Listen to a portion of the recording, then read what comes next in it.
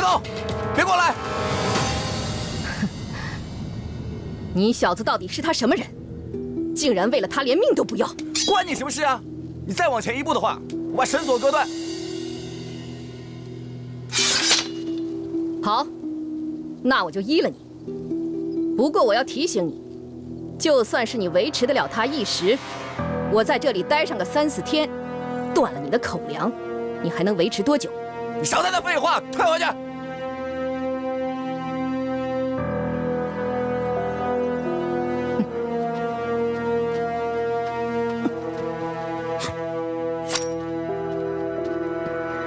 洪老前辈，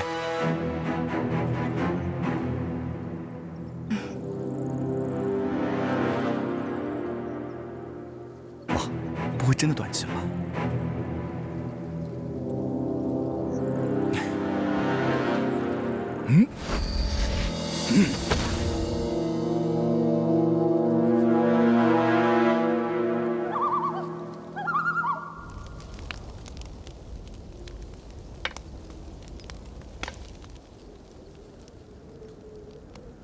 啊，这鸡可真香啊！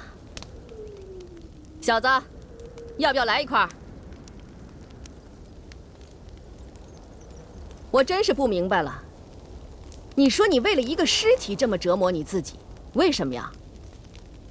你还不如把那个尸体交给我，然后你就下山好好的喝碗热汤，好好睡一觉，那样总比现在强吧？真气输进去，怎么好像一点用都没有？杨过啊杨过，你怎么这么傻？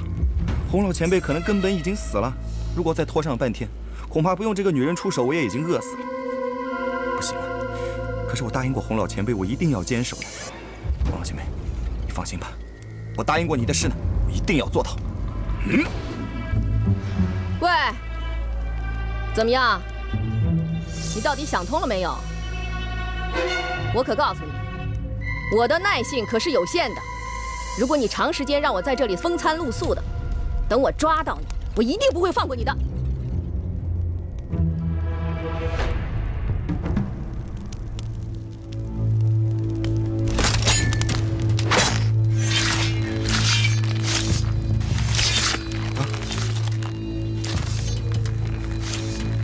喂，你在那干什么呢？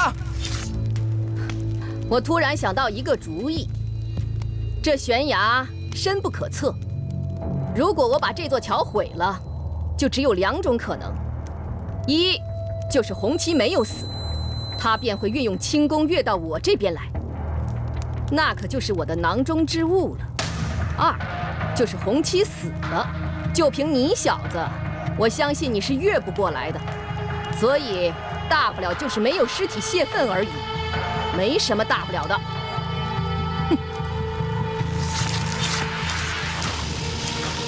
喂，你还拒啊？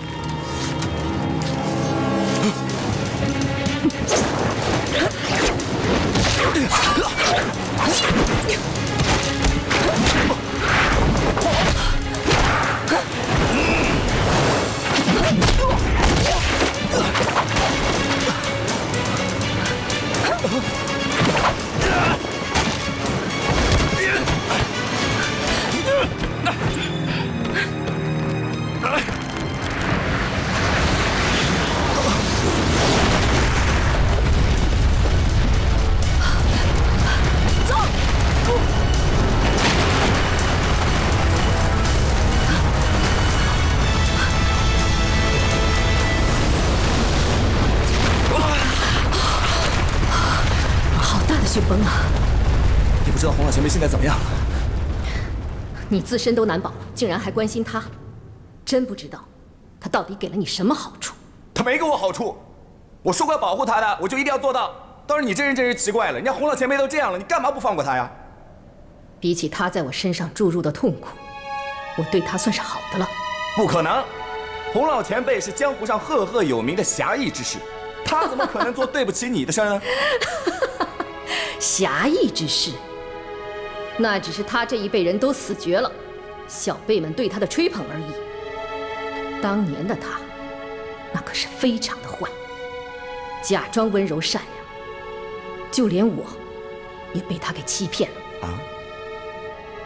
还记得30年前，丐帮与我师兄金轮国师处处作对的时候，师兄派我去暗杀红旗，没想到竟扯出了一段孽缘。客官，您坐。啊，2碗茶吧。好嘞。我怎么样才能混进丐帮呢？茶来了。哦，谢谢。哎，姑娘，行行好，给点钱吧。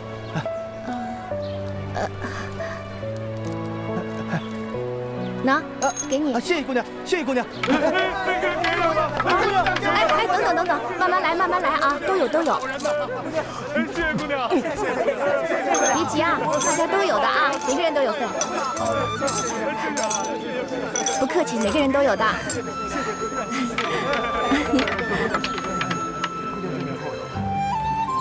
哦，没了。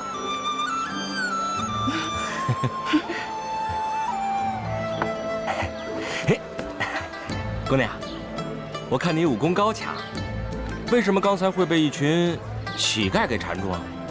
其实我小时候也没有钱过，所以我知道没有钱的滋味，就当帮人了。你真善良。哎，你为什么这么看着我？莫非你看上我了？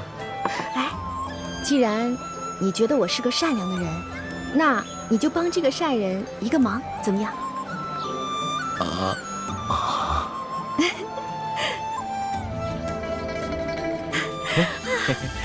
谢谢。姑娘，这衣服不值钱，你拿它做什么用啊？善人自有妙用。走了，后会有期。哎，不，你饿了？刚才山楂吃多了。可是我还有很重要的事情呢。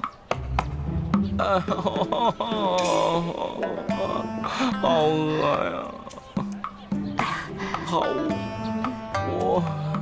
好了，看在你借我衣服的份上，那我就带你去吃东西吧。嘿嘿，走了，走喽！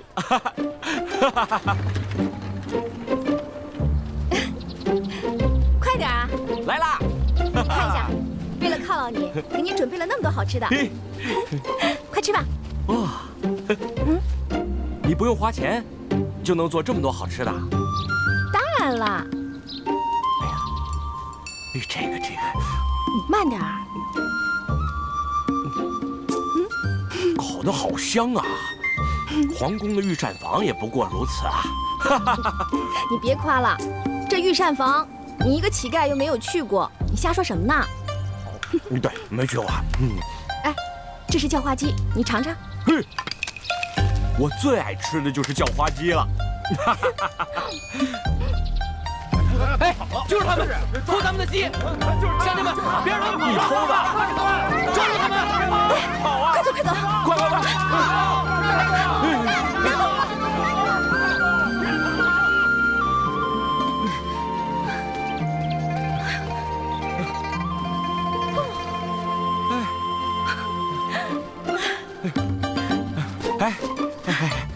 其实啊，你武功那么高，为什么不打退他们呢？以武取胜，胜之不武。再说了，反正啊，也是咱们错在先啊。你真可爱。贫嘴。哎，你那么可爱，又那么会做菜，假如谁娶了你，那叫一个福气啊！我不这么认为。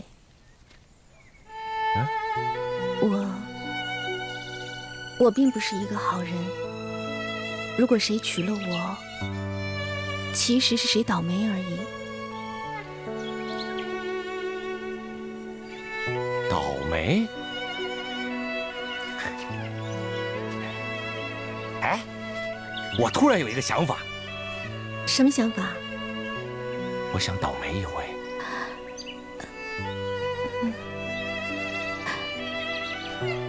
你。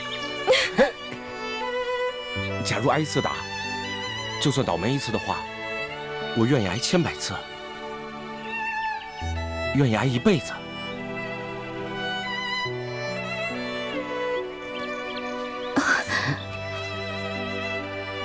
我们俩只是萍水相逢而已，偶然的相见，该忘就把它忘了吧。告辞。哎，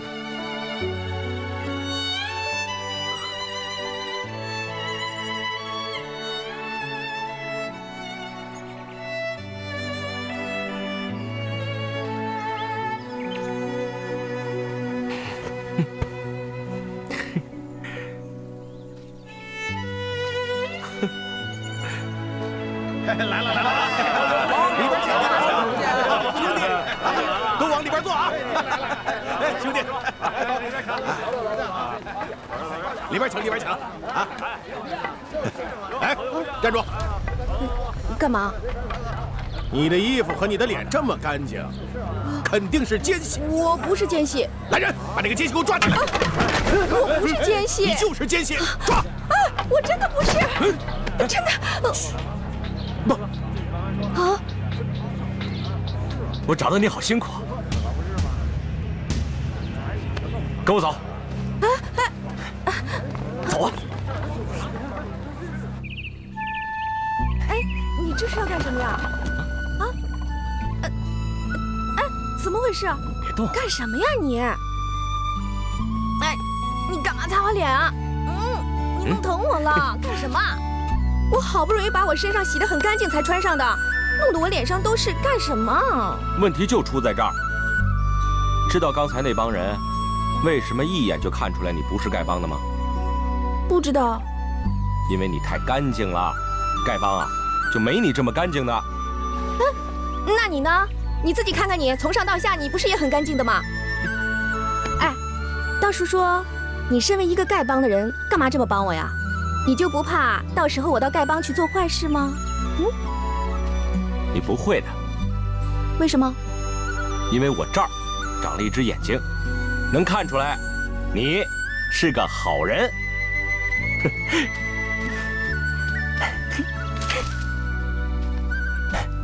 给，拿着它，你就更像丐帮的了。听我的，没错。谢谢啊。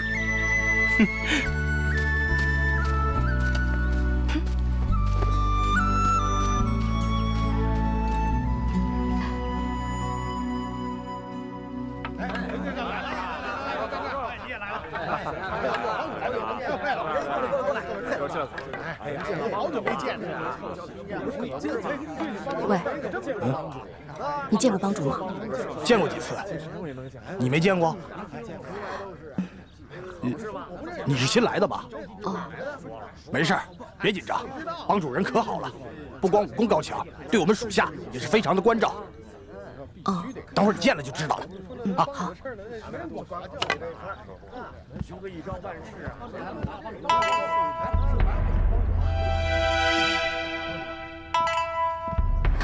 是他，糟糕，怎么办啊？我还要不要杀他？起来吧！诸位汇报的情况，我已经知道了，我会尽快去办。另外，你们说的任务分配有什么变化吗？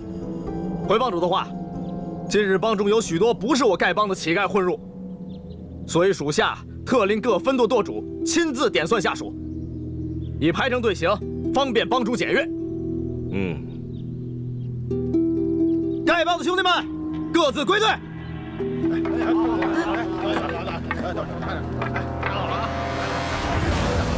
你是什么人？混入我帮中是何居心？来人，给我拿下！住手！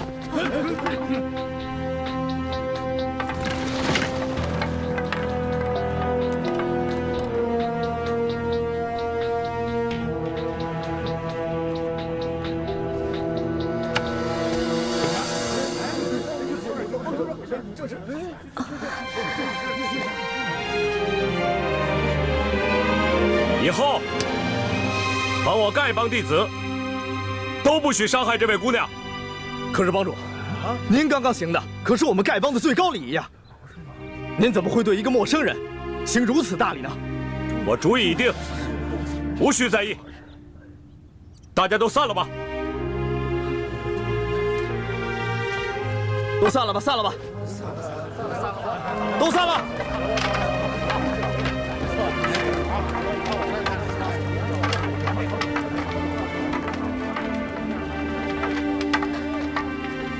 原来你就是红旗，让你失望了吧？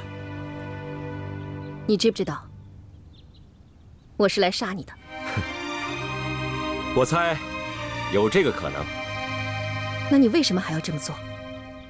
自打我当上丐帮帮主以后，没有做过一件任性的事儿。不知为什么，这次我想任性一回，不管结局是好是坏。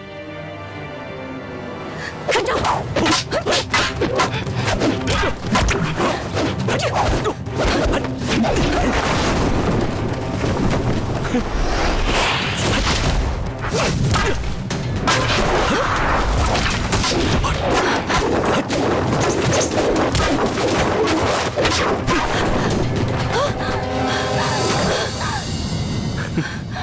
我打不过你，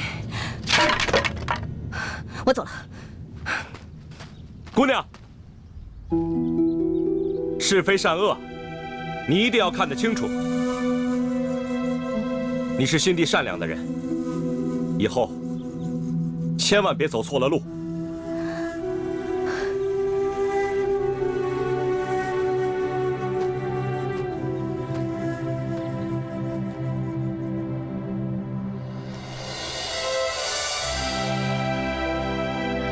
姑娘，哪天你要想回来，我随时等着你。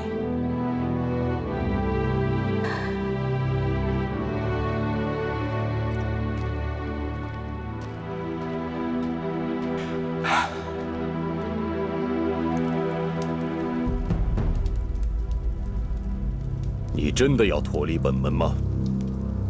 是的，我已经不想再杀人了。你应该知道，本门的门规是怎么样一个下场。我知道。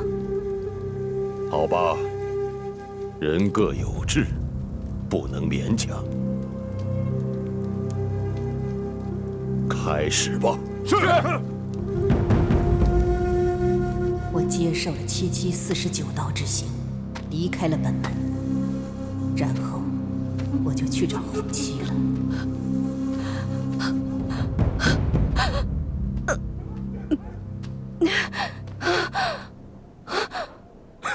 好多年没有这么大的喜事了，不是吗？这位姑娘，你来这里干什么？我想找你们帮主红旗。那你可要等上几天了。为什么？我们帮主要娶前任帮主的女儿了，这几天忙得晕头转向的，恐怕没空见你了。你说什么？他要娶妻？哎，姑娘，你怎么了？没事，没事。好吧，好，姑娘，过几天再来吧，啊。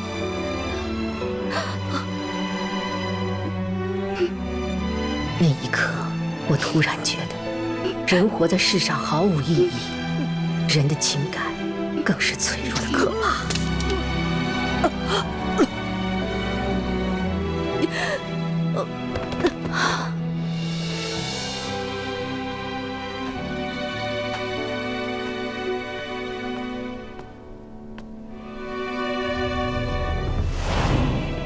哎，那后来是谁救的你？当我醒来的时候，我耳朵听不到，眼睛也看不见。我只知道，有一个人一直在身边照顾、伺候。直到2个月以后，我一切都恢复了，我才知道那个人，就是一直爱慕我的师兄龙九。那会儿我才明白，隔岸的桃花比眼前美。那只是因为隔岸。真正应该珍惜的，就应该是眼前，这才是人生的真谛。那不是皆大欢喜了吗？那你干嘛还要恨洪老前辈啊？我当然恨他，他毁了我的爱情，也毁了我的婚姻。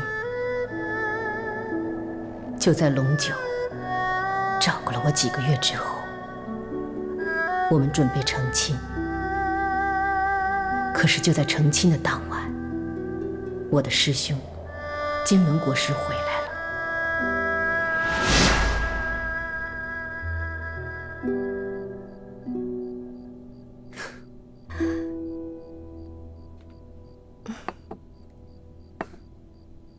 师弟师妹，成亲也不请师兄来喝杯喜酒啊！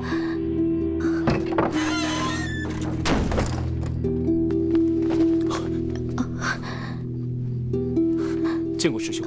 好你个龙九，我看在你的面子上，饶了一农，可没有想到，你竟然带他逃出来，在此私定终生。师兄，其实我和龙九也只是为了过一些正常人的生活，请你饶了我们行吗？少年弟子江湖老，你们已厌倦了厮杀的生涯，可你们有没有想过，我突然少了2名猛将，这损失该如何弥补？那师兄想怎么样？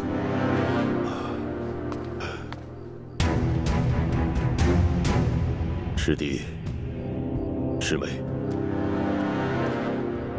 你们既然去心已决，师兄不再拦阻你们。可当下，宋、辽、金他们之间的战争一触即发。我们的人虽然都在川边，可难免会受到牵连。难道你们真的可以视而不见吗？师兄的意思是？我想请你们去大宋打探消息，以此作为与各方势力谈判的筹码。如果你们能够成功，师兄绝对不会拦阻你们。好。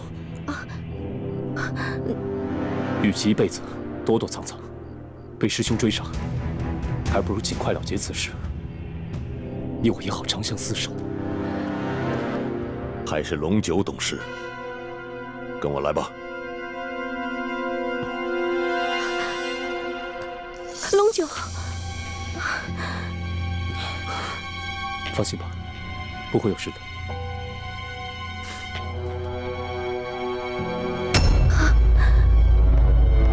从那一刻开始，我就有了不好的预感。很快，我的担心就应验了。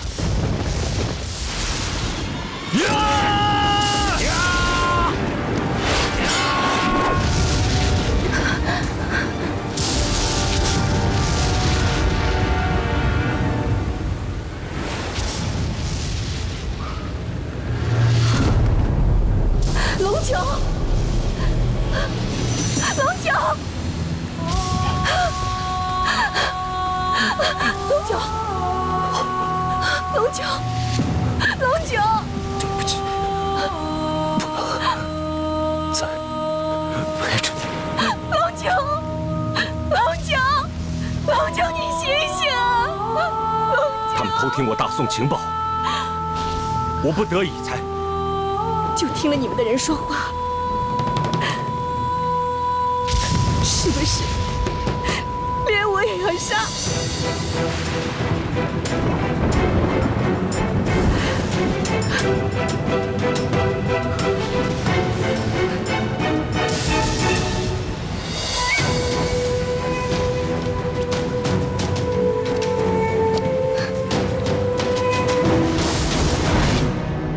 那个时候，我武功不济，杀不了他。后来我勤加苦练，期待着有朝一日能够报仇雪恨。可是真没想到，这日复一日，虽然我在进步，他也在进步，最后我还是输在了他手下。但是你知道这个人有多坏吗？他明明可以杀了我，但是他却不杀我，还故意把我给放了，藐视我。我苦苦等了20几年，功夫终于大有长进，结果这个人竟然卸掉了丐帮帮主的职位，消失了。请问，如若我再不做点恶事，怎么引出这个自以为自己是英雄侠义的人出马？我去哪儿找他？我是很同情你的遭遇，但是洪老前辈他是侠义中人，他遇到危害大宋之人，难道听之任之吗？那才是万万的不该呢。反倒是你这样老是去连累别人，我觉得实在有点过分的。我才不管什么狗屁道理呢！我只知道这洪七公负我在先，杀我夫在后，我一定要将他碎尸万段，以解我心头之恨。外面的雪崩好像停了，我现在就要去找他的尸体，把他砍成100段。哎，有我在这里，你不许毁坏洪老前辈的身体。你用了2个很奇怪的字眼，一个是不许，一个是毁坏。请问，你用什么方法不许？怎么阻止我毁坏？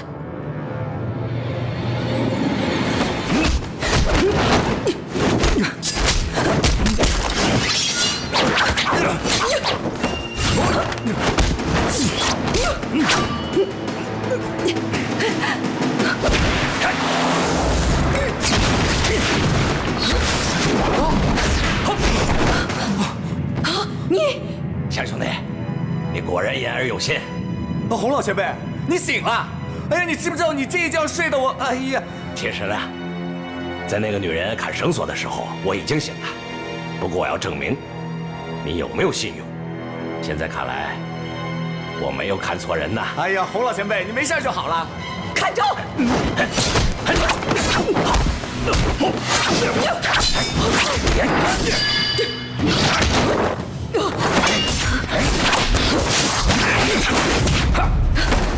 停！我不和你打了。既然此生我打不过你，那我就多杀些人，多抢些货，算是给你多添点冤孽吧。哼！哪里头？洪老前辈，真是崇拜你。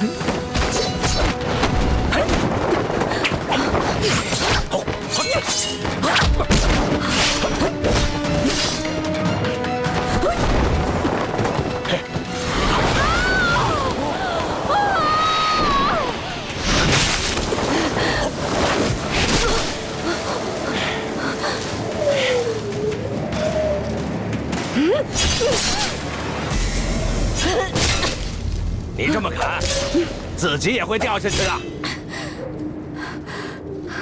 能跟你同归于尽，我甚是开心。你就这么恨我？当然了，恨之入骨。罢了罢了，那我们就一起死，免得你再为祸人间。好，这可是你说的。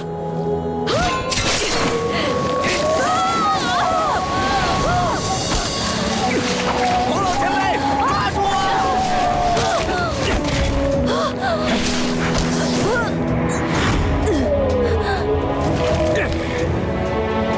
你竟然还想施恩于我，洪七，你也太小看我了。此生不能报仇，我就宁愿一死。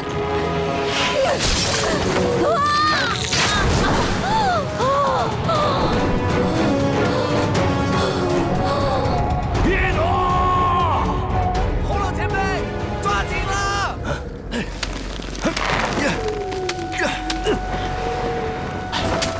洪老前辈，你没事吧？是我对不起他。这种事情不能怪你的。他把过去的一切都告诉你了吧？此事古难全。若是你当年不另娶的话，这种悲剧也不会发生。谁说我另娶了？洪老前辈，你没事吧？是我对不起他。这种事情不能怪你的。他把过去的一切都告诉你了吧？此事古难全。若是你当年不另娶的话，这种悲剧也不会发生。谁说我另娶了？没有吗？当然没有。自他离开我以后，我就一心一意等他回来。后来，我恩师的女儿拿着恩师的遗书，要我娶她。万般无奈，我只有逃婚。没想到，刚一出门，就遇见了她。要我娶一个我不喜欢的女人，我绝不答应。大不了我不做这个丐帮帮主。哼！哎，这姑娘，姑娘，姑娘，姑娘，你这是怎么了？流了这么多血，啊？怎么是你啊？啊？谁呀？谁呀？我是红七呀！你这是怎么了？啊？为什么我什么都看不见？为什么我什么都听不见了？你是谁呀？姑娘，你是谁呀？你怎么能什么都看不见，什么都听不见了呢？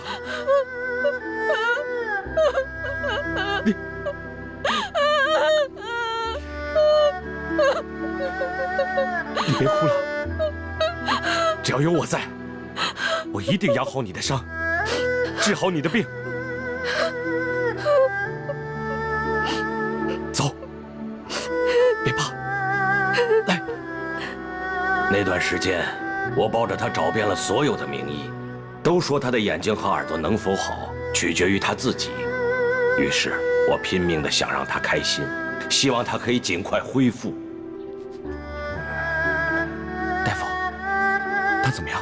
他是哀伤过度了，阻碍了重要的穴位，所以才会这样看不见、听不到。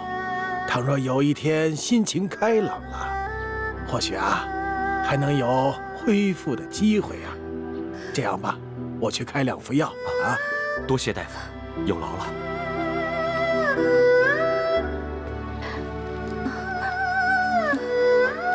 好难受，我是不是永远都好不了了？大夫说，你一定会好的。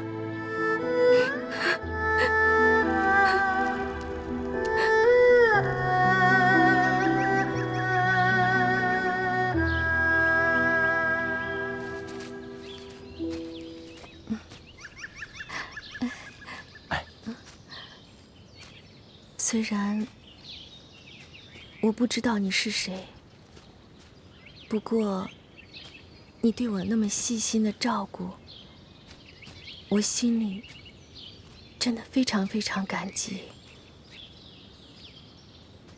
不知道你有没有小刀之类的？啊，因为我能够感觉到这大自然芳香的气息，我想割一点树枝回去，让我回到家里面，我也能够经常闻到，好吗？给，我帮你割。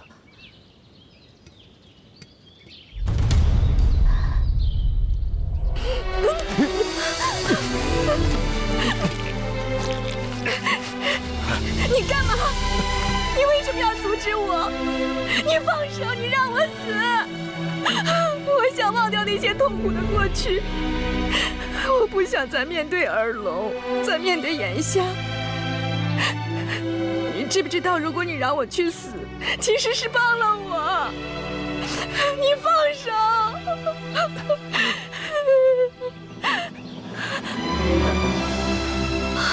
你流血了。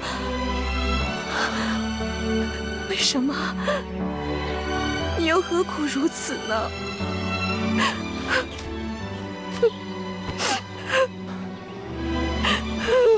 我真的是生不如死。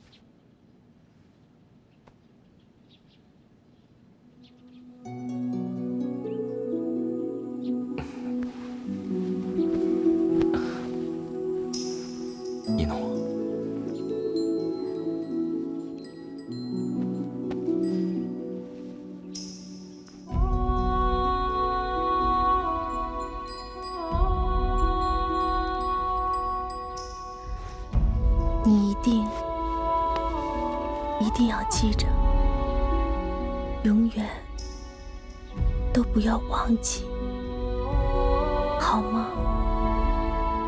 好。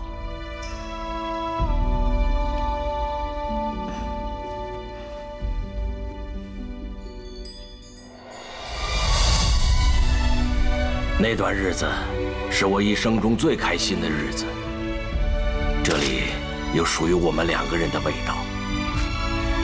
我以为可以永远这么幸福地走下去，没想到忽然出现了一件始料未及的事情。帮主，参见帮主。我已经不是丐帮帮主了，以后别再这样称呼我了。帮主，帮主出大事了！属下知道帮主不愿意再理会帮中事务，可是如果这次帮主不出面的话，那么江湖中将再无丐帮一派。怎么回事？自帮主挂影离开之后，帮里的几位长老为帮主之位争夺不休。近日来，弟子们已死伤无数，求帮主看在前帮主的份上，救救丐帮，调解这次危难吧。这帮兔崽子们，真是山中无老虎，猴子称大王。走，看看去。好，帮主。丐帮养我育我，对我恩重如山。丐帮出了事，我不能不管。当我远赴丐帮调解各长老的矛盾时，我不知道发生了什么，只知道我回去的时候，邱一农已经不见了。我回来了，一农，一农。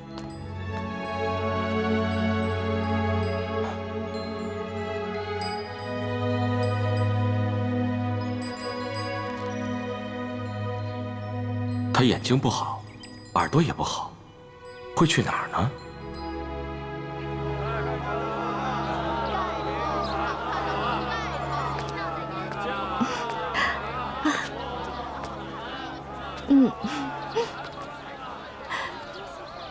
哇，真的好漂亮啊！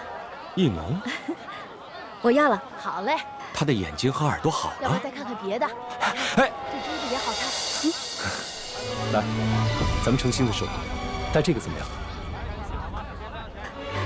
好啊，我都听你的。走，慢走啊，走吧下次再来。鲜花活了。一农，东九，我们走。一农，你怎么会在这儿？他是谁？你想干嘛？洪帮主，我们俩已经脱离了门派，只想过一些正常人的生活，还请您放过我们吧。告诉我这是为什么？我已经决定了。东九，我们走。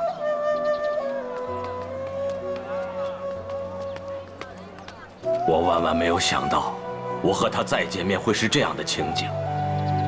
我心里很恨自己。当初要不是我离开他，就不会发生这样的事。因为这个原因，我心里一直很内疚。我觉得是我对不起他。他应该告诉你了吧？她的丈夫偷听我大宋情报，为了大宋安危，不得不把她杀掉。错了，全错了！什么错了？邱义农当初为了要跟你在一起，不惜背叛师门。他不知道你逃婚的事情，也不知道是你照顾了他那么久。还有啊，等你离开了以后呢，他的眼睛逐渐就复明了。等他眼睛能看见东西的时候，他第一个看见的人就是龙九，所以他以为一直照顾他那么长时间的人也是龙九啊。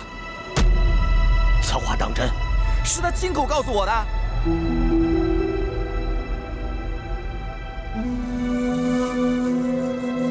冤孽，这简直就是冤孽呀！苍天呀，你为什么要这么折磨我？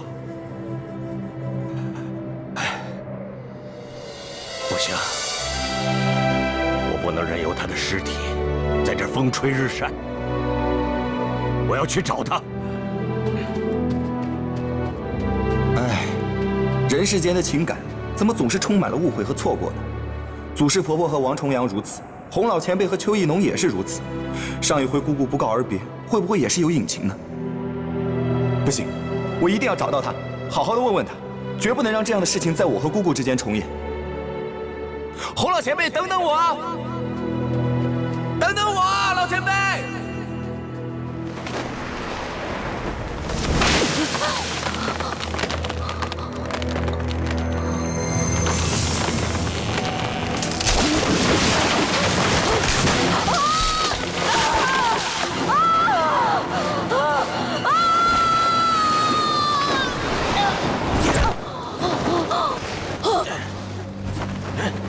你是谁呀？啊？怎么从上面掉下来？不过还好你遇到我，我武功天下第一，才能把你接住，否则的话，你命早就没了。你是谁？我是谁？我是……你来告诉我是谁？哼，原来是个疯子。干什么？哼，脾气还不小，敢说我是疯子？我告诉你。我是天下第一，我武功天下第一。一朵，一朵，你在哪？恐怕你未必能算得上是天下第一吧？真正的天下第一，应该是那边那位。还有人敢跟我争天下第一？我倒要看看他是谁。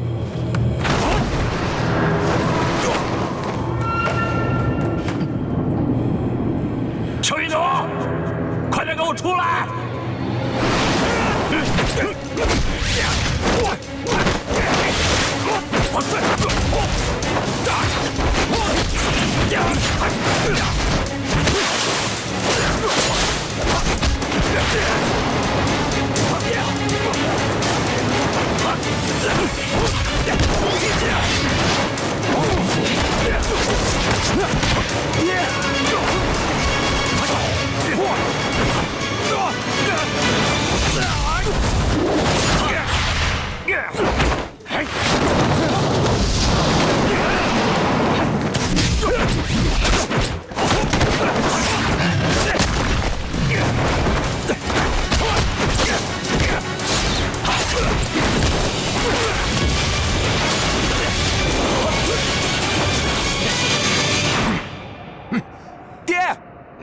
你怎么在这儿啊？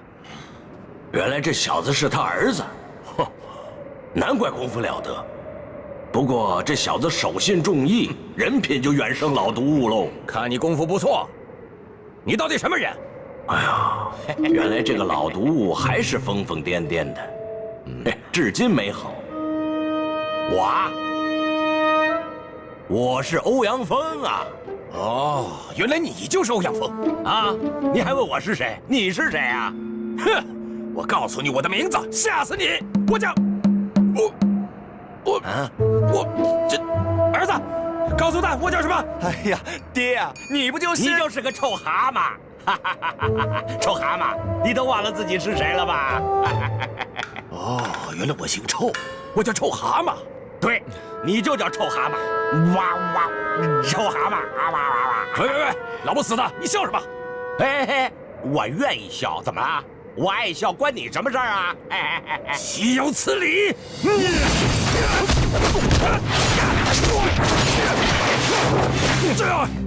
停！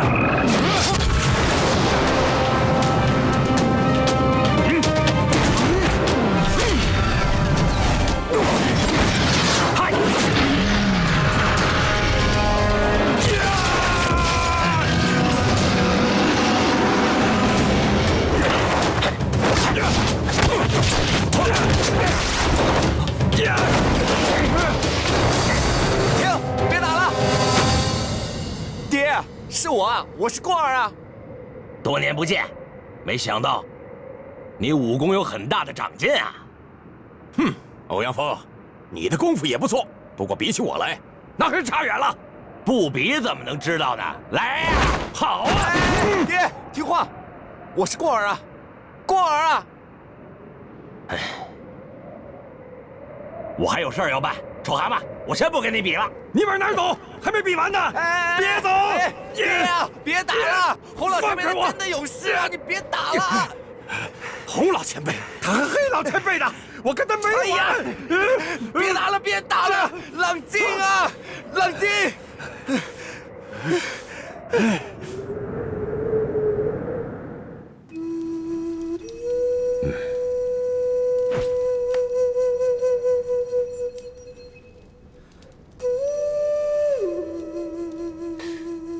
怎么会找不到尸体呢？会不会他还没死啊？但愿吧，那样的话，我就有机会跟他解释了。爹呀，吃点东西吧。好。爹，上次你走了之后去哪儿了？哎呀，你还说呢？爹到处找你，你跑哪儿去了？哼！后来我才知道你来了这儿。哼，你知不知道官儿真的很想你？真的吗？哎呦，乖儿子，爹呀，没有白白疼你呀。哎，乖儿子，你放心，等我打败那个老家伙，爹就带你到处闯荡江湖。爹，其实这位前辈呢，他是个大好人来着。混账！什么大好人？欧阳锋是个好人。哼，欧阳锋他就是个十恶不赦的大坏蛋。对，欧阳锋就是个十恶不赦的大坏蛋。欧阳锋是个畜生，欧阳锋死有余辜。前辈，哎，他说的没错，欧阳锋就是个畜生。哼，欧阳锋，比内力比不出上下来，你敢不敢和我比兵器？比就比，谁怕谁呀？洪老前辈，我爹的头脑不清醒了，你别跟他比试武功了，我求求你了，洪老前辈。好小子，臭蛤蟆，我告诉你，你有一个好儿子，知道吗？这次啊，我就不跟你比了，我算你赢了。哎，岂有此理！输就是输，赢就是赢，还有什么算的呢？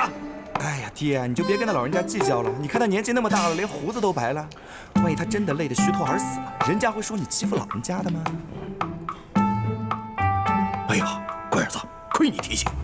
是啊，他这把年纪，就算我赢了他，也体现不出好来。你说的对。是啊。好了，欧阳锋，今天我姑且先放你一马，明天我再接着跟你比。好，来，爹坐。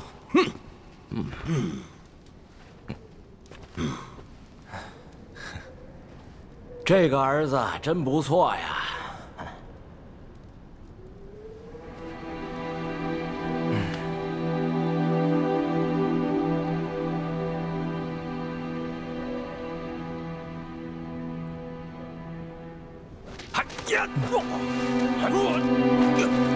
完了完了，又打起来了！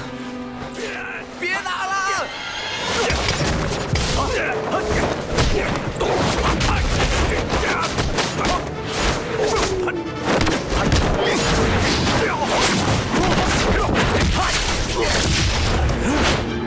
爹，洪老前辈，你们别打了！他老缠着我，不打不成了。这场大战，100年难得一见，你站那儿好好学学吧。哎，我儿子，爹的武功天下第一，哼，怎么可能打不败他呢？你坐着给我好好看着。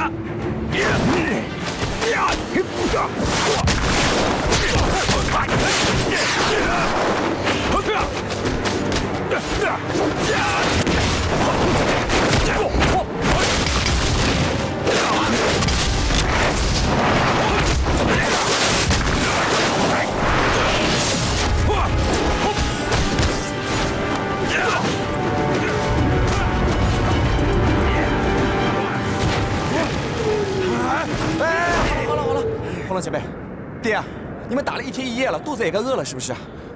我给你们去弄点吃的吧。是啊，哎，弄点吃的过来吧，我饿了。哎，我不吃，我去睡觉了。哼。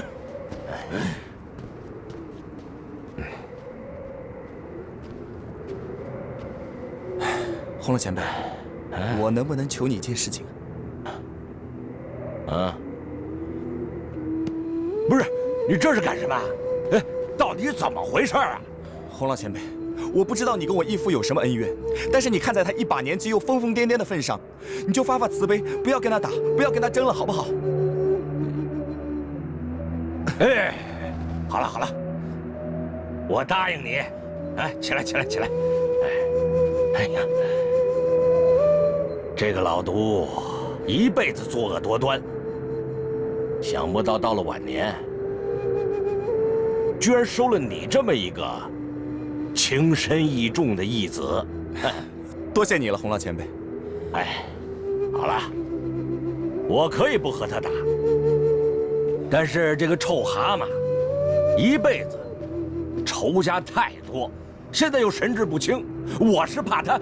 你放心，洪老前辈，我一定会好好照顾他的。你千万别让他再害人了。啊，等我找到我姑姑以后呢，我已经想好了，我要带着她一起隐居山里。好。现在啊，我该去找我那个邱义农了。那咱们后会有期。后会有期，洪老前辈。后会有期。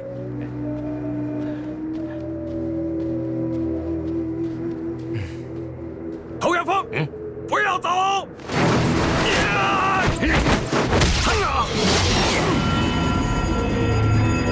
爹！臭蛤蟆，你是要跟我比内力吗？老东西，我今天赢不了你，誓不罢休！爹，洪老前辈，你们别再打了，再打下去会两败俱伤的。不用你管。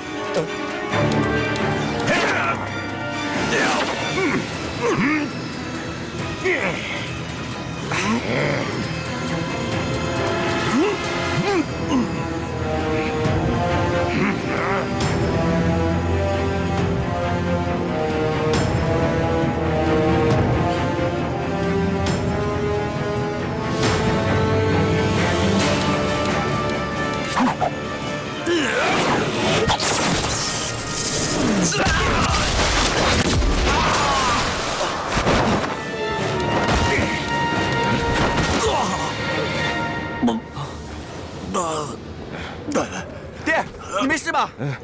放心，爹没事。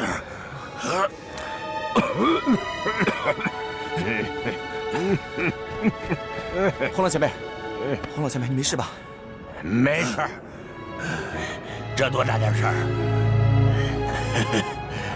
有本事再来！臭蛤蟆，你别嘴硬。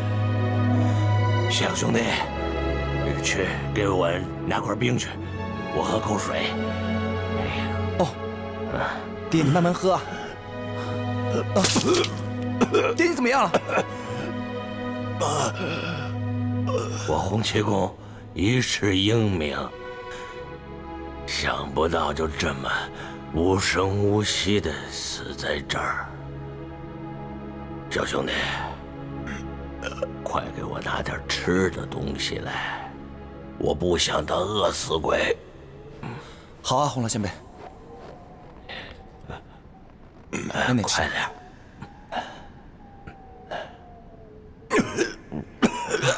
爹，你没事吧？你觉得怎么样？你放心，爹没事。爹还要答应这个欧阳锋呢。你真是大言不惭啊！你我都剩下半条老命，你凭什么赢我啊？是啊，比这内力的话，你和我不分上下。可是你别忘了，还有武术招式呢。倘若比武术招式，你肯定赢不了我。哼，未必，未必。倘若我使出我们丐帮的镇帮之宝打狗棒法来，就算棍上没有半点内力，你也拆解不了。老家伙，啊，你有你的打狗棒法，你以为我就什么都没有吗？我还有我的蛇掌掌法呢。倘若咱俩比起来，哼，还不定谁输谁赢呢。你敢不敢跟我比？有什么不敢的？哎，洪老前辈，爹，你们都伤成这样了，就好好休息吧，别在这逞口舌之争了。小兄弟，你不要担心，我们不决生死，只拆招法，无论谁输谁赢都不打紧。对，儿子，我们不决生死，只拆招数，没事儿。小兄弟，你过来。我把我们丐帮的镇帮之宝打狗棒法传给你。这个打狗棒法只传给丐帮帮主，是不传给外人的。不过你的义父非要跟我比，我把招数传授给你，你打2下给他看看，让他知道我们丐帮打狗棒法的厉害。洪老前辈，既然打狗棒法是不传外人的，那晚辈还是不学好了。而且我爹现在神志不清的，你老人家就不要跟他一般见识了吧。我只教你招数，不教你心法，等于没有传授给你。你只要把招式打2下给他看看，他看了之后，心中自然有数。洪老前辈，您的打狗棒法威震武林，我是知道的。我爹他未必抵挡得住啊。但是如果我学了的话呢，就等于是帮您打赢了我爹啊，这万万使不得。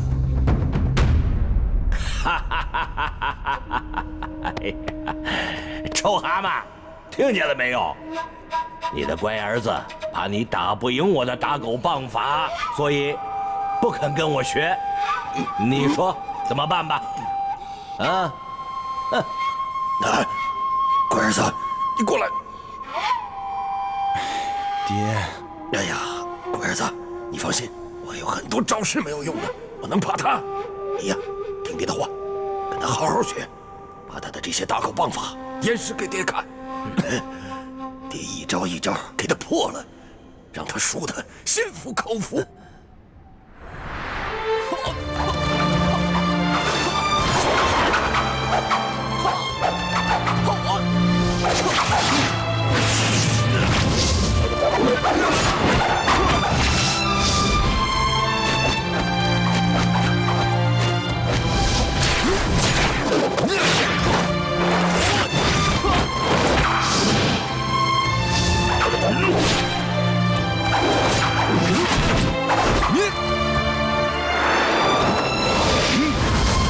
好，老家伙，怎么样？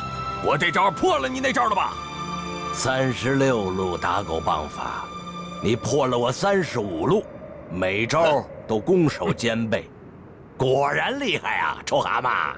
说起来，你也不错。好，还有什么招数，你就尽管使出来吧。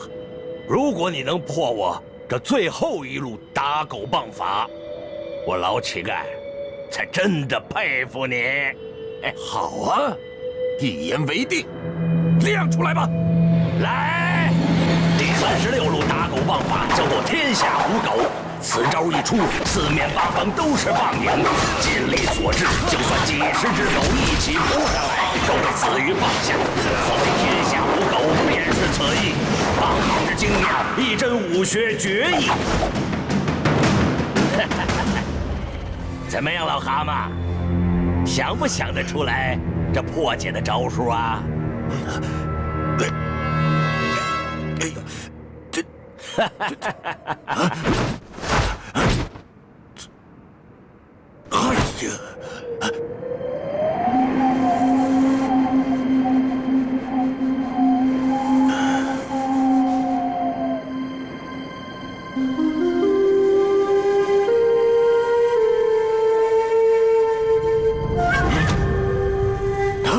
我知道了，我终于知道了。我知道怎么破解这招了。哎，爹，头发全白了。过儿，爹终于知道怎么破他这天下无狗这招了。我告诉你，你慢了吧？哦，快，演示给他看。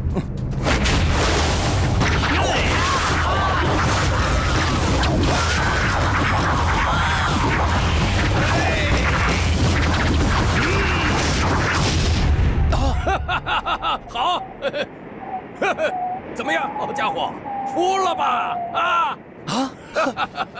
想不到你这种招数都能破解出来。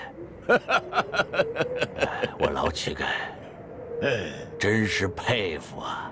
那是当然。哎呀！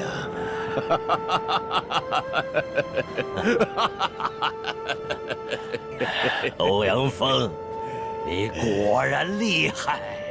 哎呀，那是当然了。哎，你不是欧阳锋吧？你怎么叫我欧阳锋呢？欧阳锋，欧阳锋。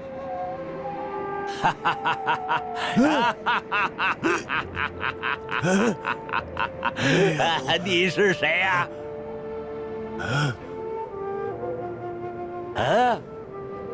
我想起来了，我才是欧阳锋，我才是真正的欧阳锋啊！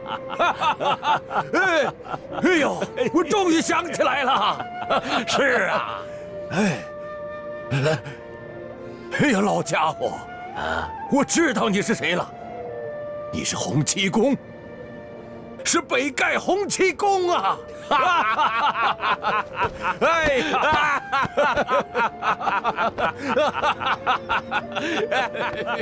哎呦，我没想到能在这儿再见到你呀！我也是啊！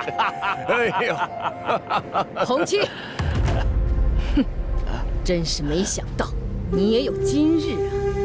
你终于油尽灯枯，再也没有复击之力了。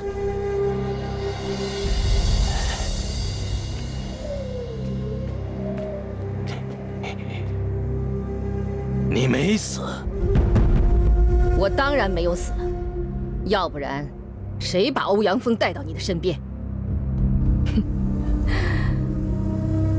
我真的是感谢老天呐，终于可以让我手刃仇人了。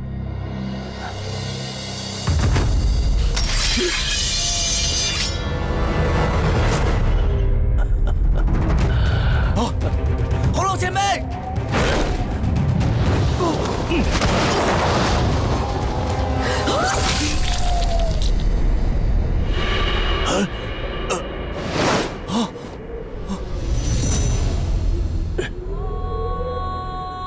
洪七公，我终于可以把仇给报了。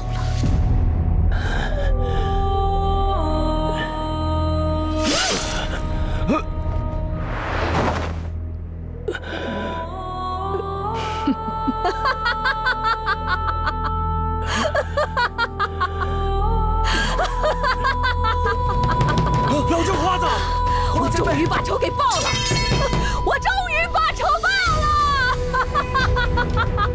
果儿，永远不要告诉他，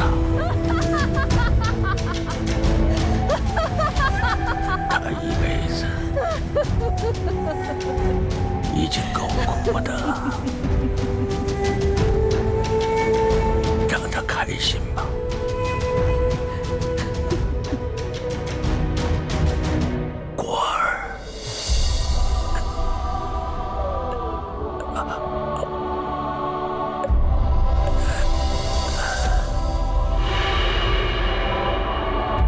前辈，前辈，前辈！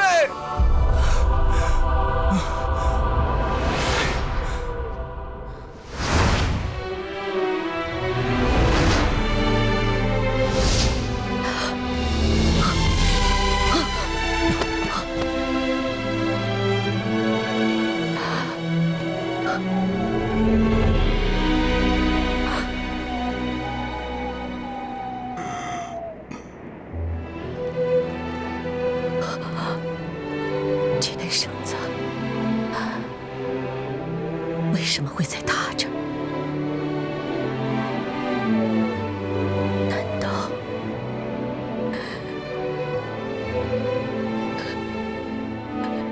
一直照顾我的是他？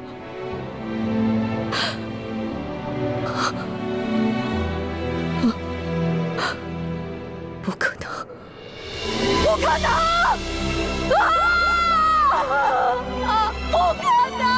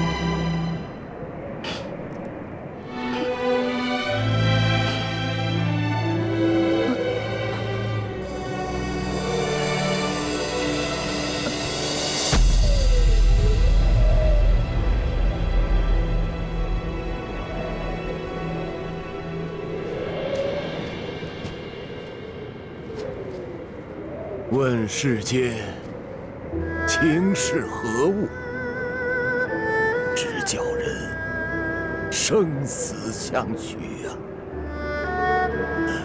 不过呢，这活着的时候能够彼此相爱，死了又能够拥抱在一起，也算是一件幸福的事儿了。老家伙，你就安息吧。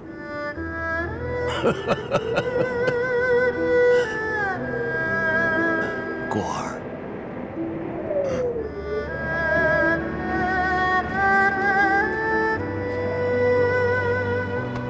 乖儿子，你有没有遇上喜欢的人呢？我喜欢我姑姑。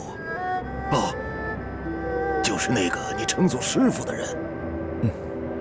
爹，你是不是觉得不好？这有什么不好的？爹觉得很好啊。哎，儿子，这人能够遇上一个自己喜欢的人，不是一件容易的事儿。听爹的话，一定要牵住他的手。有些人和有些事儿遇到了就不能放过，如果放过了就再也回不来了，你明白吗？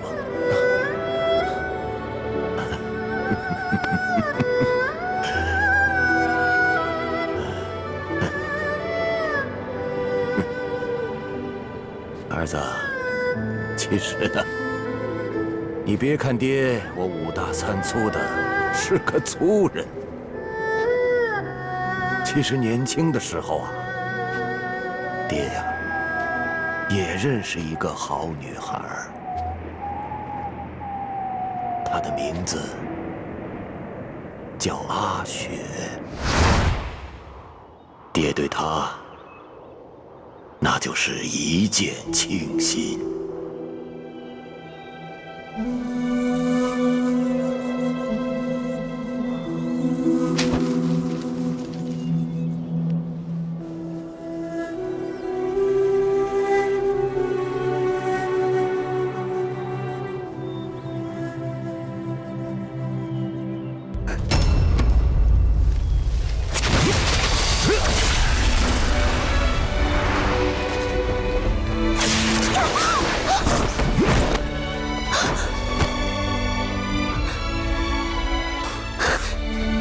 你是谁？为什么要救我？让我去死！哼，我是谁根本就不重要，好死不如赖活着。姑娘，你这么年轻貌美的，死了真是太可惜了。你不懂，我活着已经没有意义了。你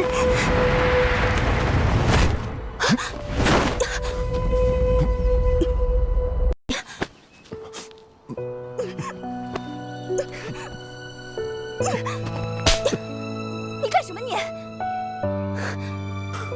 姑娘，你还真生气了。既然生气了，证明你还留恋人间。那为什么要寻死呢？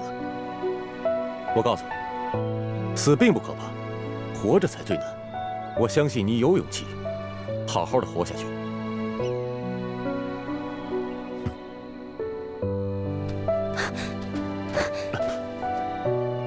你要了我吧，我跟着你走。就这么信任我？怎么都比现在强。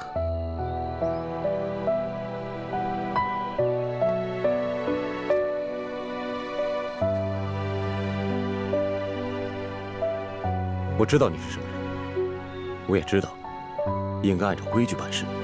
不过现在我有要事在身，放心，等我忙完了，一定会亲自下聘。喂，喂，喂！年少总是轻狂，这件事过后，我就忘记他了。我以为只是生命里偶然的一次相遇，没想到，居然会纠缠得这么深。恐怕来不及了。哎呀，娘，我正和朋友喝着酒呢，你急急忙忙把我拉回来干什么呀？你这一走就是1个月，一回来就跑出去喝酒。今天呀，是你大哥成亲的日子。啊！我大哥终于找到媳妇儿了。什么话？只要有钱就能娶老婆。你说你大哥已经够可怜了，你可不许挤兑他啊！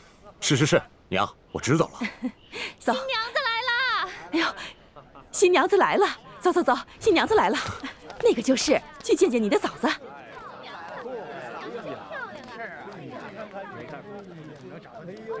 这特漂亮。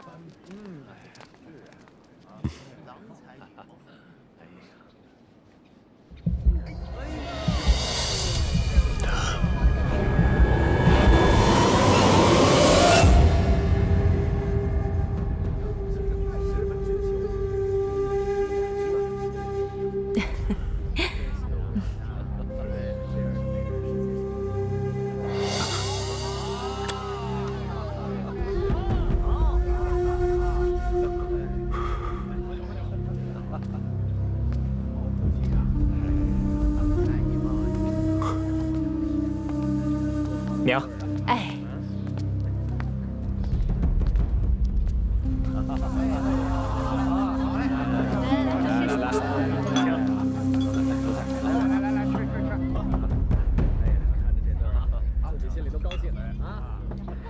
这是我生平第一次感到羞愧，我从来没想到我们俩要这么尴尬的相处在一起。后面的日子，我经常找借口离开家。我以为这样就可以摆脱他，可是想我摆脱的从来不是他，只是自己的不坚定而已。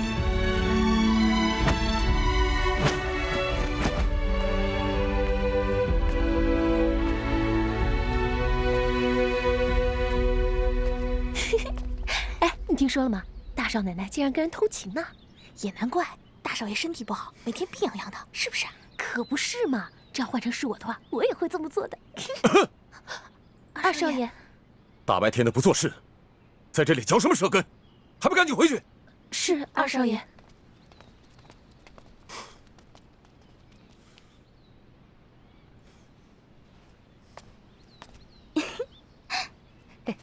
来，让我抱一下。讨厌，来嘛。大嫂。二弟呀，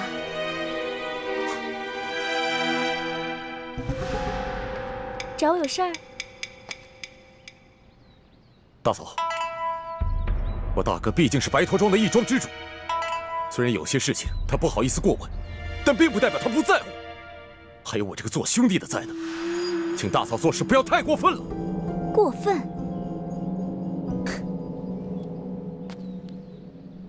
我过分吗？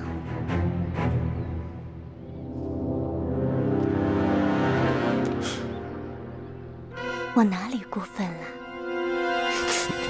大嫂，请你自重。倘若你做事再这么不要脸的话，就别怪我这个做兄弟的不客气。出来！饶命啊，二少爷，饶命啊！我是春香啊。春香？是大少奶奶，她让我。够了，没你的事，下去。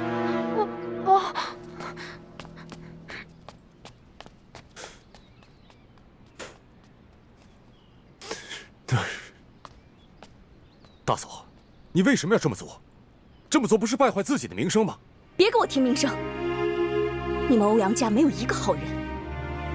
你娘禁锢我，你哥折磨我，我好端端的一个女子，现在都变成什么样了？你知道？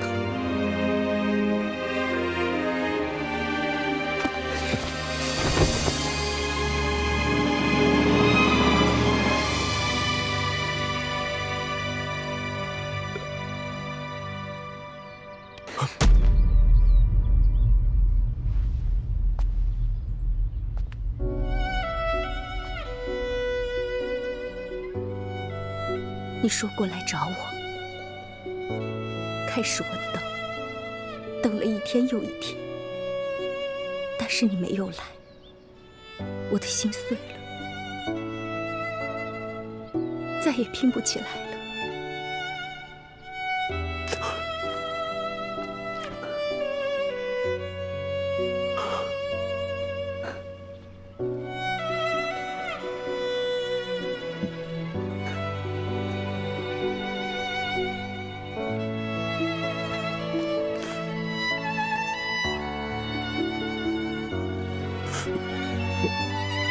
人在犯错误的时候，总不会想那么多。可是当大错铸成的时候，要收拾就难了。尽管对阿雪，我从来没后悔过，但我真的很对不起她。哦，宝宝乖，挑一个。你看这孩子长得多像你啊！是啊，长得太像我了。阿峰，以前我从来没有想过像你有什么名分，但是现在不一样了，我们有孩子了，你得好好想一想我们的将来。我一定会好好想想的。不过呢，也不能伤了我大哥的心。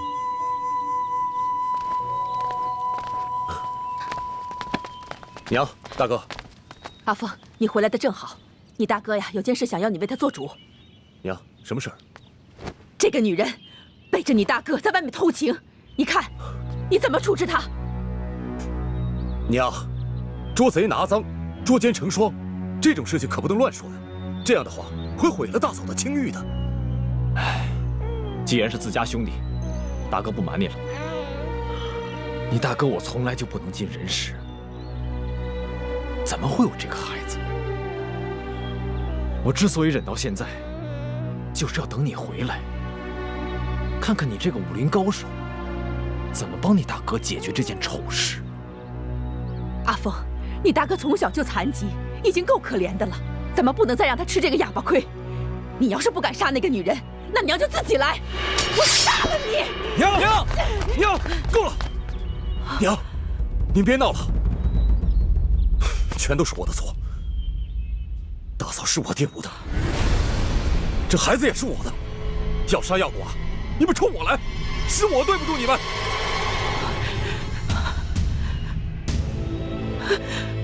你说什么？你说什么？冤孽呀！我们家怎么会摊下这个妖孽呢？欧阳锋，你终于承认了。好，我今天就杀了你！不要！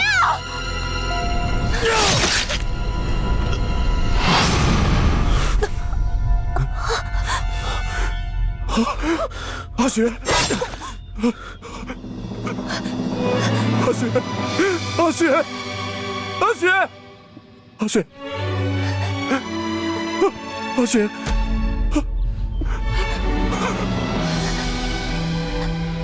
阿雪，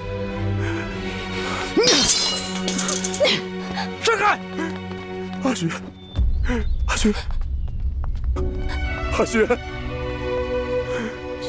阿雪，照顾好自己，照顾好可儿，我们来世再见。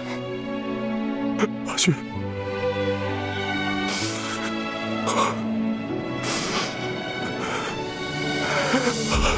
阿雪，阿雪，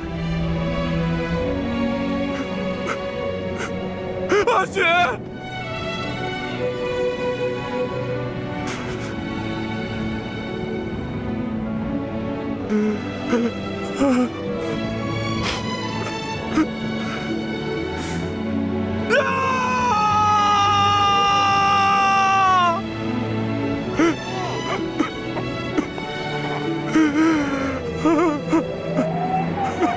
之后的很多年，我都没有回白驼山。哥哥死我没回去，娘死我也没回去。我想，假如我不回去，也许就可以忘记阿雪已经死了的事实。很多个午夜，我都会梦见她，梦见她等我回来。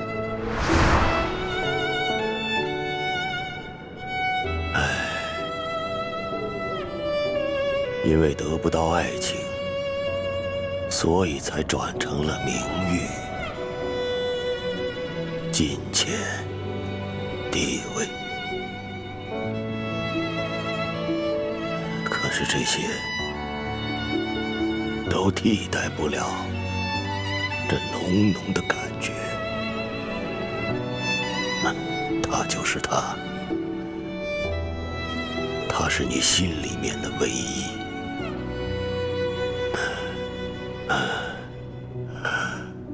所以果儿，倘若有一天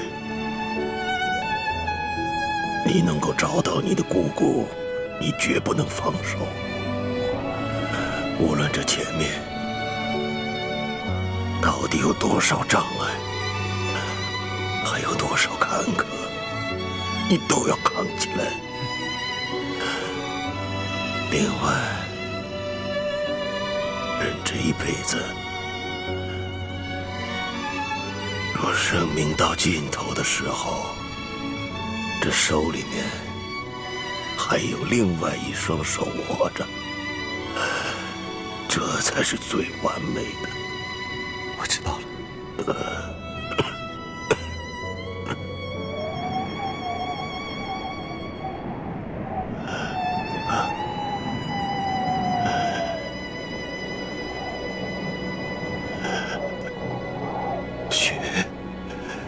阿雪，你再等一会儿，我马上就要过来陪你了，你高不高兴啊？阿雪。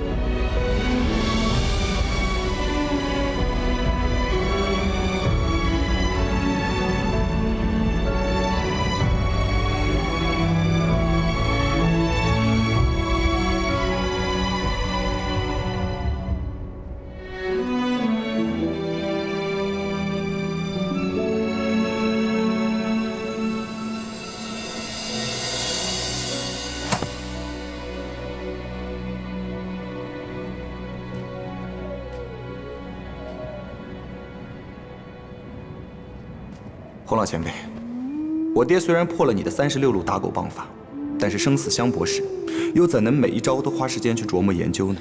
所以说起来，始终都是洪老前辈你略胜一筹啊。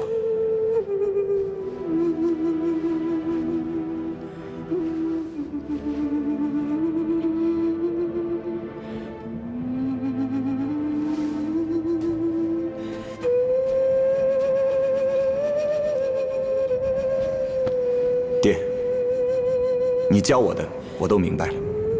一个人即使名气再响，武功再高，结果都难免一死。还不如拥有一段真挚的感情来得更加实在。